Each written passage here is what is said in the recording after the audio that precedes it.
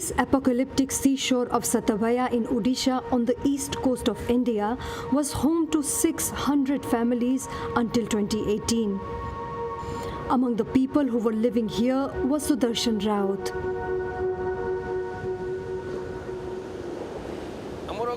This is where my house was. Do you see the blue pipe? That was for the water.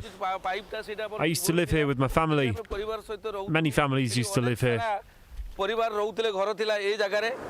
Sudarshan's birthplace and all the landmarks of his childhood memory have been washed away by the encroaching Bay of Bengal.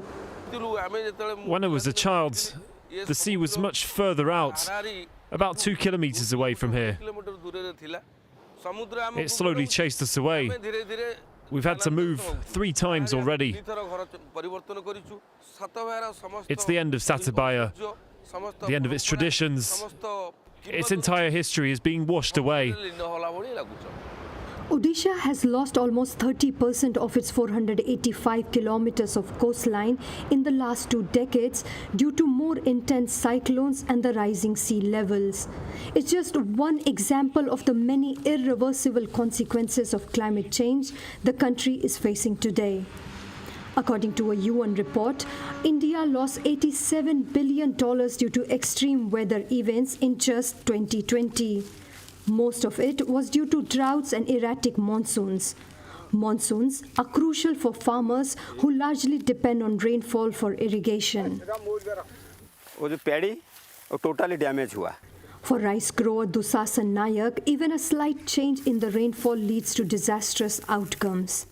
The crops you can see here were ready to harvest, but the floods came and destroyed everything.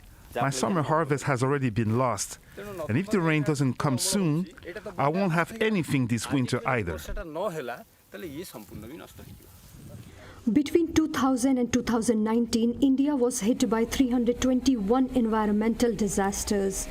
These disasters are becoming more frequent and deadlier. 80,000 people have lost their lives in natural catastrophes over the past 20 years. Thunderstorms, floods, landslides, heat waves, and even a Himalayan glacier burst. No part of the country is spared.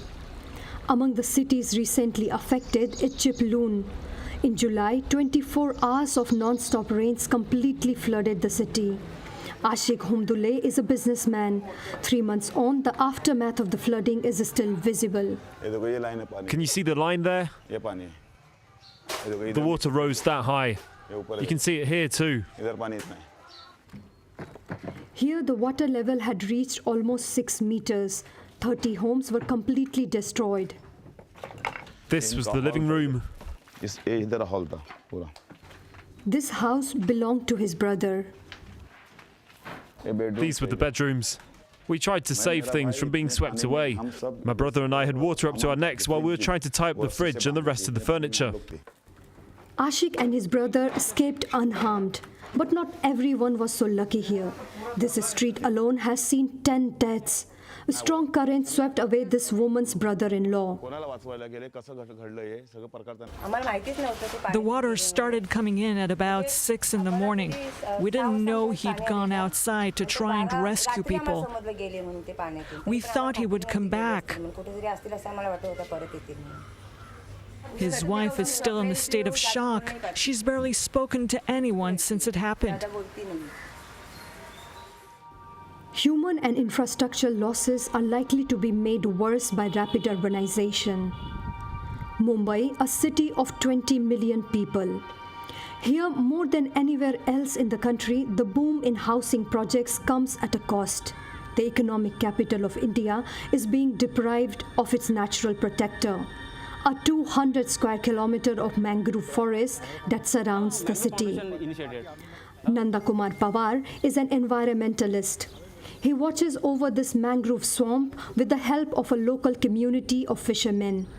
Together, they fight a number of government construction projects, including a high-speed train track, a sea bridge, and even an airport to conserve the mangroves.